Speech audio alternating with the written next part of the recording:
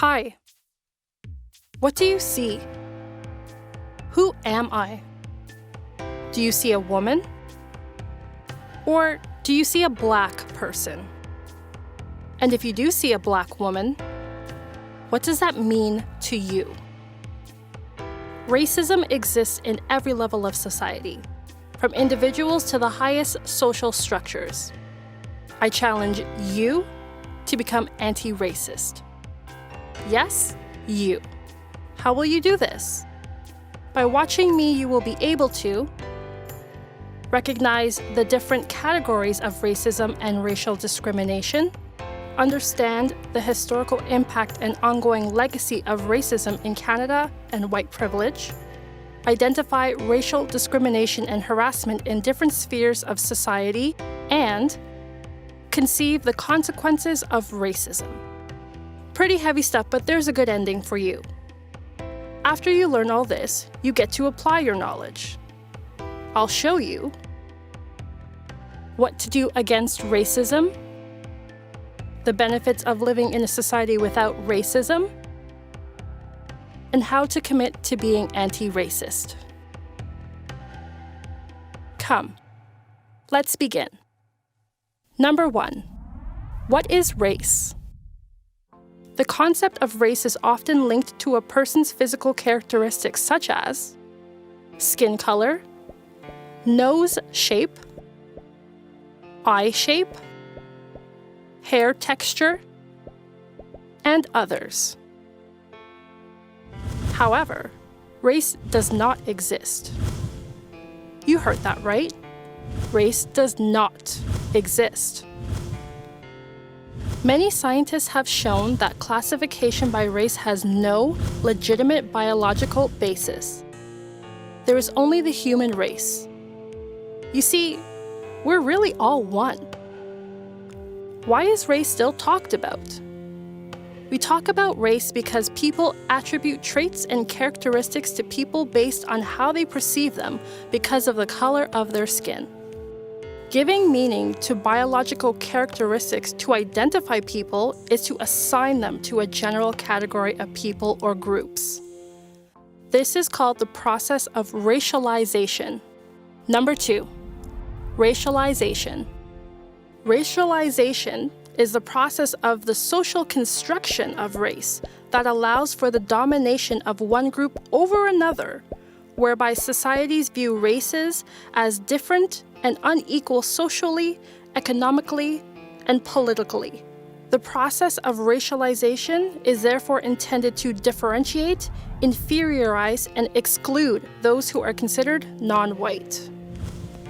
It should be noted that the process of racialization usually excludes white people, at least in Canada.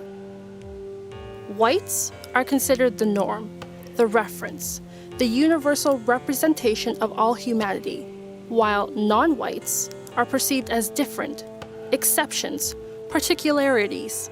Number 3, racism. What is racism? Racism is defined as a form of prejudice that includes implicit or explicit beliefs, false assumptions, and ideologies of superiority towards one racial group over another. Racism can be explicit or implicit, meaning that it can be manifested either directly or indirectly. Examples of explicit racism are racist comments, threats of physical violence, and actual violence against a racialized person. And racist cyberbullying through information technology and social networks like Facebook, Twitter, and racist websites. Implicit racism are racial microaggressions. They are brief, verbal, or nonverbal behavioral and environmental everyday indignities that may appear trivial, intentional, or unintentional, which communicate racially hostile, derogatory, or negative insults and remarks to the target person or group. Although these racist behaviors are subtle in nature, they are just as painful for the person experiencing them, especially as it is difficult to prove them. Have you heard any of these statements? I get them all the time. Where are you from? I'm not racist because I have Black friends. Everyone can succeed if they work hard. By the way, in case you're wondering, I'm from Halifax. Number 4, individual or interpersonal racism. Interpersonal racism occurs when our racist beliefs, assumptions, and behaviors, whether implicit or explicit, are embedded in interpersonal interactions. Examples of interpersonal racism include threats and harassment, social exclusion, stigmatization, and unfair treatment. One of the most common examples of interpersonal racism is the fact that some white students exclude Black students from their work groups, either because they do not want to work with them because of their skin color or because they think they are less intelligent. Another very common example of interpersonal racism is that of white parents implicitly or explicitly refusing to allow their children to go out with Black youth. Number 5. Institutional racism. Institutional racism takes place within institutions including schools, governments, and religious institutes. It is policies and practices which claim that all races are treated equally and see equal outcomes, while racialized people are consistently oppressed and disadvantaged by these policies and practices. Number 6, systemic or structural racism. Structural or systemic racism involves racial bias across institutions, including public and private policies, institutional practices, and cultural representations, among others. It reinforces the unequal treatment of racial groups by systematically privileging the majority racial group and presenting disadvantages for minority racial groups. For example, in Canada, despite efforts for change, the school curriculum is still designed for white middle-class students. This is evident in history classes, for example, which explore Canadian history from a white perspective and fail to give a voice to racial minority groups who also have a place in history, including Indigenous people. You know what I'm talking about. Number 7, internalized racism. Internalized racism is generally defined as the acceptance and integration of negative beliefs, prejudices, and stereotypes about one's own abilities and values by individuals of a racial group into a dominant racial group. Internalized racism occurs when people who are victims of racism themselves adopt beliefs and behaviors which support the racism they experience. An example is thinking, hey, maybe I am not good enough. It is a major consequence of living in a racist society and experiencing racism. As a result of listening to racist comments, ideas, and thoughts, and having racist experiences, some racialized people end up adhering to the racist views of the dominant group. For example, a manager or team leader who is a member of racialized communities refuses to give rewarding tasks to another racialized person because they have internalized several social prejudices about racialized communities. Number 8, racial profiling. Racial profiling occurs when an authoritarian figure attributes criminal intent and/or acts on stereotypical assumptions based on an individual's race, color, ethnicity, and other identity markers. Examples of racial profiling are a police officer who assumes that a person is prone to offending behavior because he or she is Black or Indigenous, or a shop clerk who tells a group of Black youth they cannot enter the shop at the same time, but allows a group of white youth in. Number 9, prejudices. A prejudice is a false or unwarranted and often negative opinion or attitude towards a person or group because they are different. An example is perceiving a person as inferior to themselves because of their race.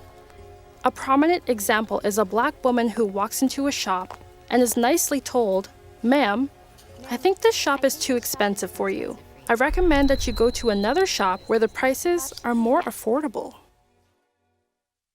Number 10, racial bias. A bias is an inclination of temperament or perspective, often a judgment or opinion. bias can be defined as a favorable or unfavorable prejudice to one group or person over another and is often seen as unfair. Implicit biases are biases which are unintentionally activated without the individual's awareness or intentional control. Our implicit biases tend to be more favorable toward our own ethnic group and are difficult to access through introspection. Most individuals have implicit racial biases. That stinks. Number 11. White privilege and white supremacy. White supremacy is the belief that humans of white races or paler complexion are superior to humans belonging to other racial groups. As early as the 19th century, we can find several writings defending this superiority, based on studies with scientific pretensions. This ideology is often associated with violent groups or organizations, such as those racists called the Ku Klux Klan, and others like them. Today, studies tend to talk about white privilege. White people have more advantages in society because of the color of their skin. These advantages are invisible to those who benefit from them. Even though these facts were reported more than 30 years ago, these benefits still exist, without the people who have them really becoming aware of them, because over time, they have become a given. Examples of white privilege are to be widely represented with political power, to be assured that the story represents my group in a majority and positive way, not to be accused of living in a ghetto when you live mainly with whites, to easily find posters, picture books, dolls, or children's magazines representing your group, not to undergo an identity check by the police for no apparent reason, not having to speak or justify yourself on behalf of all members of your group, feeling welcome and normal in most situations related to public, institutional, and social life. So now you know what racism is all about. Racism in Canadian history. Racial discrimination in Canada. Canada has a lot of racism in its history. Knowing the history of racism in Canada allows us to understand the intergenerational trauma and ongoing effects of historical and current racial discrimination. Hey, you need to understand the past to get to the present. Canadian history, as taught in schools, emphasizes the European perspective. Many people are not aware of the history of racialized people in Canada. It would take me a long time to go through all the incidences, so let me give you a few outstanding examples. Number 1, slavery in Canada, 1628 to 1800. In New France, French and English settlers enslaved blacks and natives. When the Loyalists took possession of New France in the 18th century, there were about 4,200 African slaves on Canadian territory. Having no basic rights, slaves worked without pay and in horrible conditions, sometimes being tortured, raped, and even killed. Slavery was abolished in 1834 by the British Parliament. Number 2. Chinese Pacific Railway workers, 1881 to 1884. In the 1800s, 15,000 Chinese workers were imported to enable the construction of a Pacific railway from eastern Canada to the west. Chinese workers worked in dangerous and difficult conditions and were paid very little. Many of them died on the job. It is important to understand that this railway was built on Indigenous land. Number 3. The Komagata Maru. 1914. The Komagata Maru was a ship owned by an Indian man by the name of Gurdit Singh Sirhali, who, despite strict regulations on South Asian immigration, was keen to facilitate the immigration of financially stable Punjabi men. The Komagata Maru incident highlights two beliefs of the time. The first being that Canada is an exclusively white country, and the second being that the Indian people belong to the British Empire. Once the ship arrived at the port of Vancouver, Canadian authorities refused to allow the vast majority of the passengers, who were Sikh, Hindu, and Muslim, to even disembark from the boat.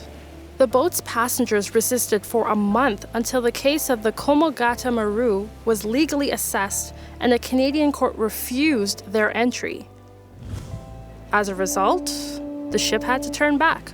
Once back in India, an altercation broke out when the British authorities refused the passengers' right to leave freely. About 20 of the passengers were slaughtered and many others were imprisoned. Number 4. The MS Saint Louis liner, 1939. At the dawn of the Second World War in 1939, 963 Jewish passengers on the ship Saint Louis liner sought refuge in Canada after being refused entry into Cuba and the United States. They were refused entry by the Canadian government. The ship had to return to Europe, where the passengers were dispersed to various European countries. Unable to find refuge in Canada, 254 of the passengers were murdered in the Holocaust. Number 5. The imprisonment of Japanese Canadians during the Second World War, 1941 to 1949. As early as 1877, a number of racist laws against the Japanese population were introduced in Canada, such as prohibiting them from voting. The Japanese attack on Pearl Harbor on December 7, 1941, during the Second World War only worsened these prejudices. In 1942, the Canadian government, through new regulations, expelled approximately 8,000 Japanese Canadians from their homes and properties in Western Canada and sold them.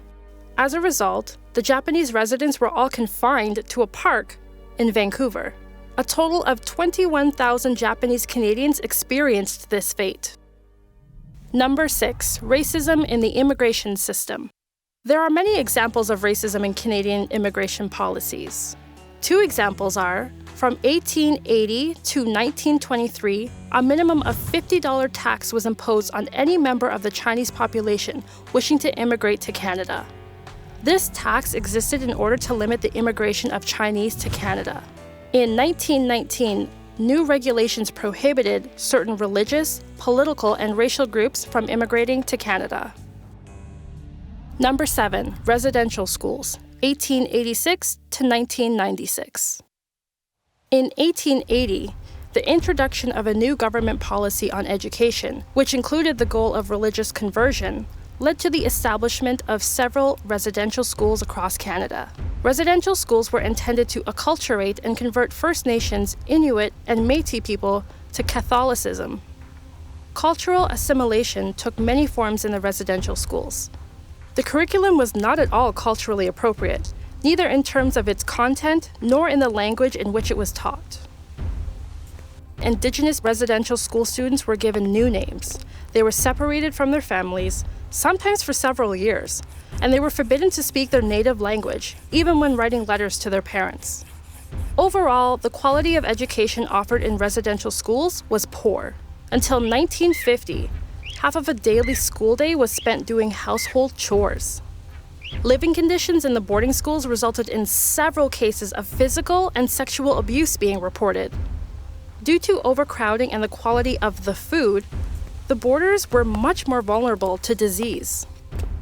In the end, the community fought for a long time to end the residential schools. In 1996, the last Canadian residential school closed their doors and the battle was won. Yes, it took till 1996, which isn't that far back, is it? I wish I could tell you racism was just a thing in the past. Unfortunately, it lives on today. Racism today. It is important to note that the legacy which was created by the racist history of the past persists today. Racism manifests itself in many different spheres of society. In academia, in the workplace, in the goods and services sector, and in health services, among others.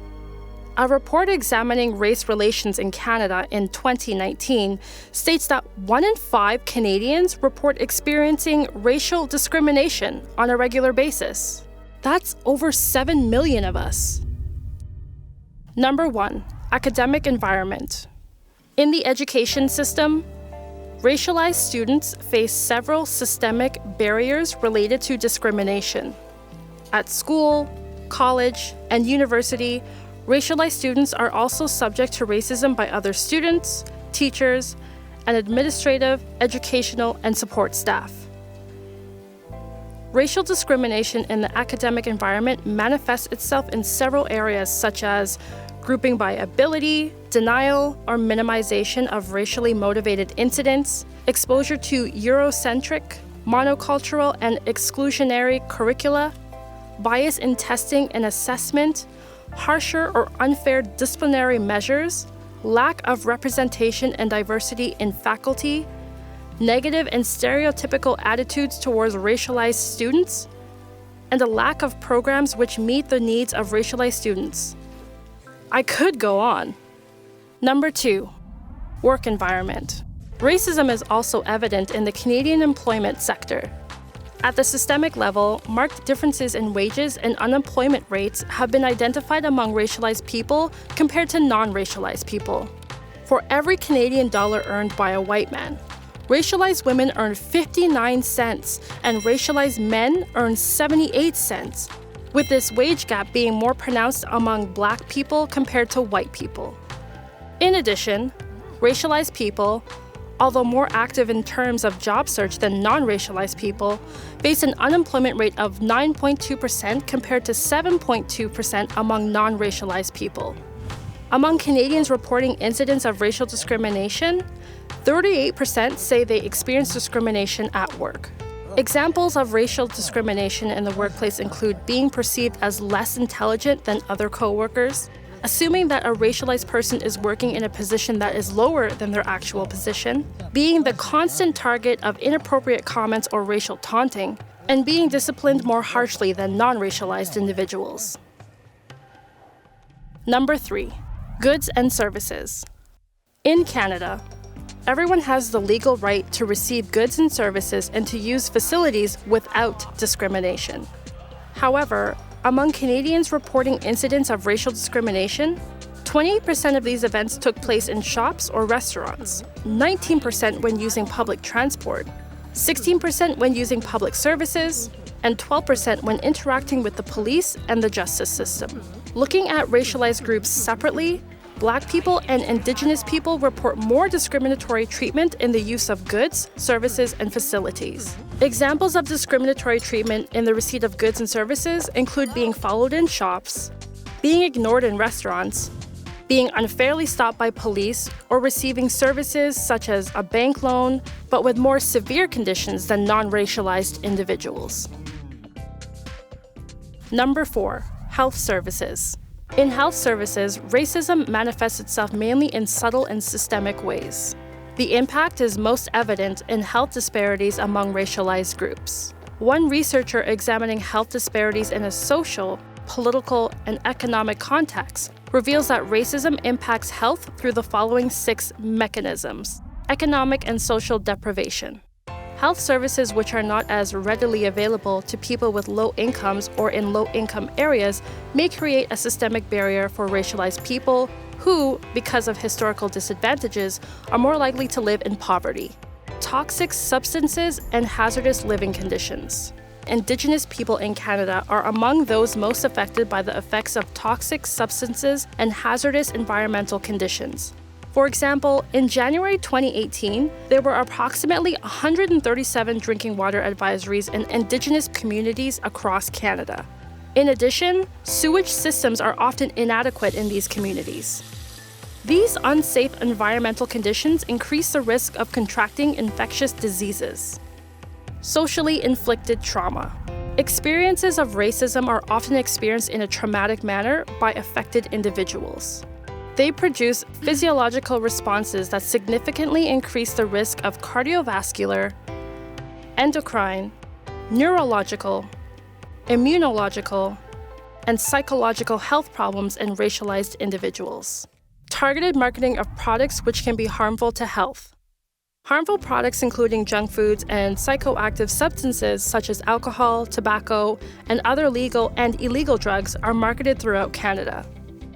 Targeted and biased marketing of junk food has been associated with increased consumption of these products linked to several health problems, such as obesity and chronic diseases like cardiovascular diseases, type 2 diabetes, and certain cancers. A study of which analyzed the content of food and restaurant advertisements aired during prime time on 3 major television networks, CTV, Global, and the CBC, revealed that these ads were tainted by harmful stereotypes. Overall, white people were overrepresented in food and restaurant ads and were associated with nature and healthy, unprocessed food. In comparison, Black as well as East and South Asian people were underrepresented in food and restaurant television ads overall, but were overrepresented in junk food ads. Inadequate or degrading medical care. Racism manifests itself directly in the provision of health care. Notably, racialized immigrants, including newcomers and refugees, are particularly affected by racial discrimination in Canadian health services. They report discrimination because of their accent, language, culture, religion, and country of origin in the provision of medical services. In addition, a review of the literature on racial discrimination in the provision of healthcare in Canada reported that racialized people perceive various types of negative experiences in the healthcare system, including insensitive, hostile, or ignorant treatment by providers, as well as racial slurs, stereotyping, and reception of substandard care. Ecosystem degradation. This is especially, but not only, the systemic alienation of Indigenous peoples from their lands and the corresponding traditional economies. Uprooting and migration have been recognized as social detriments of health by the World Health Organization. In Canada, Indigenous populations, as well as many racialized immigrant groups, continue to experience the impacts of exploitation of their native lands linked to colonialism and slavery. The consequences of uprooting include the loss of their cultural identity, their traditions, their family structures and relationships, their collective autonomy, and their traditional economies. These factors with transgenerational effects are associated with health disparities amongst racialized groups. So there you have it. Now you know what racism is, the history of racism in Canada, and some of the ways it exists today. It's now time to learn what you can do to recognize it and ensure you're anti-racist. Racism is a multifaceted form of prejudice that influences the way one perceives and acts towards certain groups. Now that you know what racism is, let us discuss the consequences of racism, identify racial discrimination, and learn the necessary elements to develop anti-racist attitudes.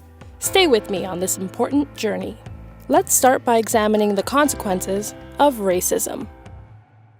Education and race. Racial bias and systemic barriers in education present negative issues for racialized people. To illustrate the social consequences of racism, here are some examples from the Canadian Color of Poverty 2019 initiative. Most of the facts reported are taken from data for the Toronto area in the 2016 Canadian Census. There are lower high school graduation rates among Black, 69%, and First Nations, 50% students compared to white students, 84%. Black and First Nation students are less likely than white students to follow an academic pre-university program and more likely to follow an applied program. Black, First Nations, East Mediterranean, and Southwest Asian students are disproportionately represented in school expulsions. For example, Black students represent 2% of the student population, but they account for 48% of expulsions. Low-income students are more likely to fall short of provincial reading expectations compared to their high-income peers. Students from lower-income families are at higher risk of not pursuing university studies. There is a greater police presence in schools with larger populations of Black students and students considered vulnerable or at risk. Income and race. Racialized people, 20.8%, are more likely to have low income compared to white people, 12.2%. The majority, 80%, of First Nations people in Canada living in reserves are below the poverty line. In general, child poverty rates are higher among immigrant children, First Nations children, and non-white children. Immigrants spend more than 50% of their income on housing and experience more food insecurity compared to native-born Canadians. Economic consequences. Systemic racism and racial discrimination impact the employment opportunities and financial situation of those who are victims of it. Among other things, There are discrepancies between the education and employment status of racialized people compared to white people. Employers frequently discriminate against applicants on the basis of their name. With equal skills and qualifications, an employer is less likely to choose a person whose name appears to be of African, Asian, or Arab origin. The non-recognition or devaluation of international credentials means that many immigrants are unable to apply their skills in their chosen field of employment. In Canada, 41% of chronically low-income immigrants have a post-secondary diploma. Employers are also inclined to discriminate on the basis of the applicant's sector of residence. The use of criminal record checks in the hiring process further excludes over-police groups from employment. Low-wage workers from temporary immigration are disproportionately from the South. Racialized people, First Nations people, and immigrants are overrepresented in part-time jobs with low income and no benefits for absence and job security. In 2015, First Nation employees in Ontario had a lower wage rate of $26 an hour, compared to non-First Nations people who received $27.41 an hour. Mental health impacts. Internalized, interpersonal, institutional, and systemic racism, discrimination, microaggressions, and racial profiling can have lasting impacts on the physical and mental health of racialized people. In particular, they contribute to the development of the following problems: psychological and emotional distress, post-traumatic stress disorder, depression, anxiety, obsessive-compulsive symptoms, low self-esteem, chronic stress, suicide, alcoholism and substance abuse, high blood pressure, diabetes, heart disease, neurological diseases, increase in body mass index. So, the consequences of racism are real and deep. Significant ramifications such as poverty, lack of education, and job insecurity all give rise to a precarious socio-economic foundation from which racialized populations are expected to rise to meet the same challenges as other members of society. Even when racialized individuals reach the same heights as other races in their chosen field of work, the opportunities for advancement are often fewer, and their rate of pay is often lower despite equal competencies. As deeply rooted and prevalent as racism is, this crisis is not without hope of remediation. Let's now look forward to examine what you can do to become anti-racist. How to spot racial discrimination. Here's what to look for. Racial discrimination is any action that limits a person's opportunities because of their race or ethnicity. It can take many forms and is sometimes more easily identified than at other times. Here are some examples of racial discrimination in schools, workplaces, and healthcare services. Academic environment. Using a condescending tone when speaking with a parent who seems uncomfortable speaking the language of the institution. Orienting racialized students towards less rewarding career paths. Having a lower tolerance threshold for actions punishable by school suspension based on race. Having a more severe discipline based on race or disciplining a racialized student while a white student is not disciplined in a similar context. Involving police services in the investigation of racially based allegations against a student. Work environment. Turning a blind eye to racial discrimination in the workplace. The employer has the responsibility to address the problem to both the person responsible for the act or words and the victim. Having a lower tolerance threshold for the dismissal of racialized employees. Having higher requirements for racialized employees. Refusing to hire a racialized candidate because they feel that they do not belong on the team. Establishing hiring criteria that may be disadvantageous to individuals from certain racial or ethnic groups. Giving less favorable treatment to an employee who has made a complaint about a racist occurrence or racial discrimination. assuming lower skills and/or assigning a lower salary because of race. Health services. Failing to recommend medical discharge to a patient because of race or ethnicity. Talking to a patient or doctor in a condescending tone or putting them down because of their accent. Providing services reluctantly to the patient by making assumptions based on race or ethnicity about the patient. Offering treatment based on assumptions about the patient's financial situation rather than offering the best available treatment. Not giving all the information so that the person is able to anticipate complications. Assessing incompletely leading to late screening. Speaking directly to the interpreter without looking at the patient. Deconstructing racial biases. You need to recognize your own racial biases and prejudices, as well as those communicated by your environment. Here is a list of some examples. Making assumptions about a person's intelligence based on their language level, meaning the language spoken by the majority. Having a preference for daycare centers where the majority of the caregivers are white. Having a sense of immediate danger in the presence of people from certain groups, for example, a woman holding her purse tightly when she passes a black man on the street, or a person who is concerned about the safety of their family when they pass a veiled woman at the airport. Now you know what the problems are. You've seen the severe consequences of racism, and you've heard many examples of how racism can live in any environment. Now comes the hard part. You need to look in the mirror and understand yourself. Now, let's turn to you. You can do something about all this. From policies that need to change, to small changes in attitude, you can become involved and become anti-racist. Here are some suggestions for breaking the cycle of racism, a social justice goal that should be common to society since racism is a direct violation of human rights.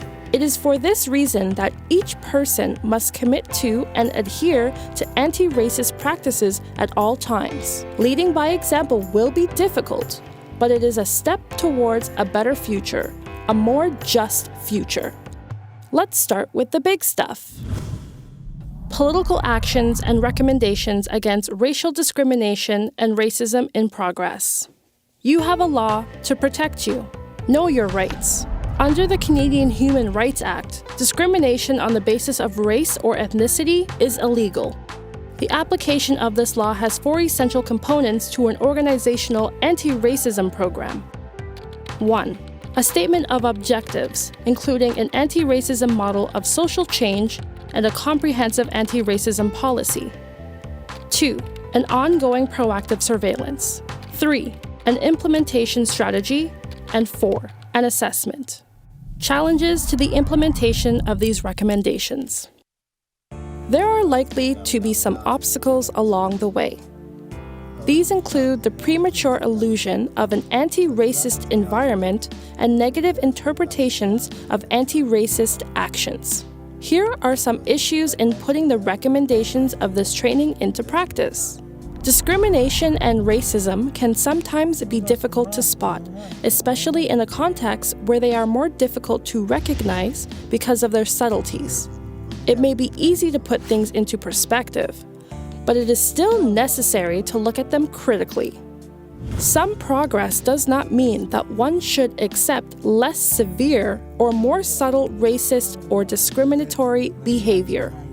It is also possible that previous racist or discriminatory behaviors or comments have been replaced by new behaviors of a less salient nature.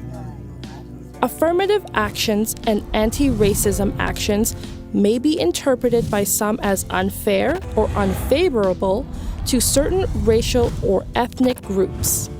While many will have a better understanding of these principles after learning about them, many people are not prepared to hear this information. These people then form their own opinions on the subject and run the risk of reinforcing any pre-existing racial bias and prejudice. The changes anticipated by the proposed recommendations depend on everyone's participation. For example, an organizational environment that implements an anti-racist model is more likely to become increasingly heterogeneous. On the other hand, an organizational environment that puts little effort into their anti-racism practices is likely to remain relatively homogeneous and continue to hire employees who resemble current team members and who share the same ideas. What to do as a citizen? As a citizen, wanting to inform yourself, spotting racist incidents, as well as actively deconstructing your own biases are vital steps in the fight against racism. If you are not a racialized person, remember that your role is to amplify the voices of those who are. Also understand that it is not the role of these people to educate you about why an action or voice is racist. Acknowledge it, admit your mistake, don't make it again, and educate others who still do. What to do as a manager or leader? As a position of authority, you also have a role to play.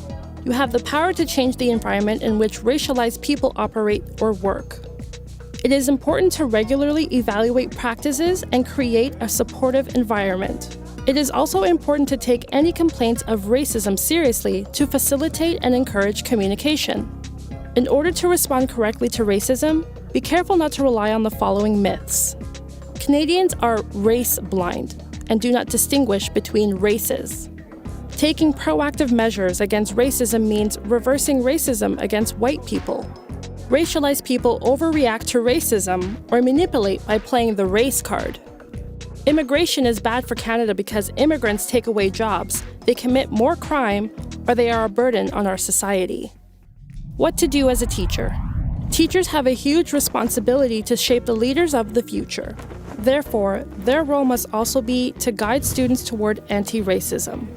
Here are some strategies that teachers can use to combat racism in the school environment. Accept and recognize that we all have biases. Establish ground rules for safe and productive learning spaces. Have conversations about race, ethnicity, and cultural differences. If you do not yet have sufficient knowledge and skills to conduct a conversation with your class, you can bring a guest speaker into your classroom. When conversations take a bad turn, take a break. Learn how to incorporate culturally inclusive pedagogy and curriculum. Address racial microaggressions and dispel myths and stereotypes. Constantly seek professional development opportunities. Advantages of living in an anti-racist society. It is important to consider the benefits of living in an anti-racist society, since it is true that they are many and apply to everyone, racialized people and white people included. Among other things, better health care and increased access to mental health care services would surely lead to better overall health for many racialized people, and as a result, the ability to thrive. In terms of employment, a more equitable workplace would allow for the hiring of qualified candidates and a greater diversity of thought and perspective within organizations. In schools, anti-racist practices would further promote educational success among undeserved racial or ethnic groups and create a generation of intellectuals capable of governing the future, a more just society. Conclusion. You've been provided a brief overview of the prevailing crisis of racism. At first glance, the word crisis may seem to exaggerate the effects of racism. But by the end of these videos, it should be evident that this is, in fact, the most appropriate term. Racism is never confined to one single act. Its effects are long-lasting and pervade every facet of individual and collective human life.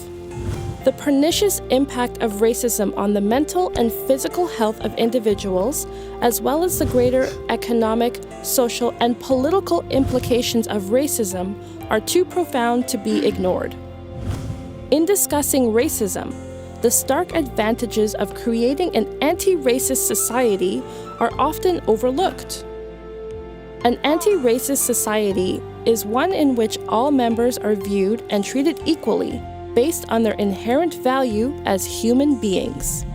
One of the largest determinants of mental and physical health is one's socioeconomic status, and you've learned precisely how racism plays a central role in the confinement of Black individuals to lower rates of pay, as well as to jobs that require less education. An anti-racist society would result in all individuals achieving the career and standard of living that they earn based on merit alone, not based on the color of their skin. Furthermore, the economic implications of poor mental and physical health affect not only victimized individuals, but society as a whole. Ultimately, society can only flourish when all of its members are flourishing. And creating an anti-racist society is not only central to eradicating inequality and injustice facing Black and racialized populations, but is indispensable to augmenting the economic capacity and resilience of society itself. A rising tide lifts all boats. And in a truly anti-racist society, we would see notable improvements in every domain of life, particularly in education and economics. In education, in integrated classrooms where children of all colors and races are given equal opportunity, students have higher test scores and are more likely to proceed to higher education.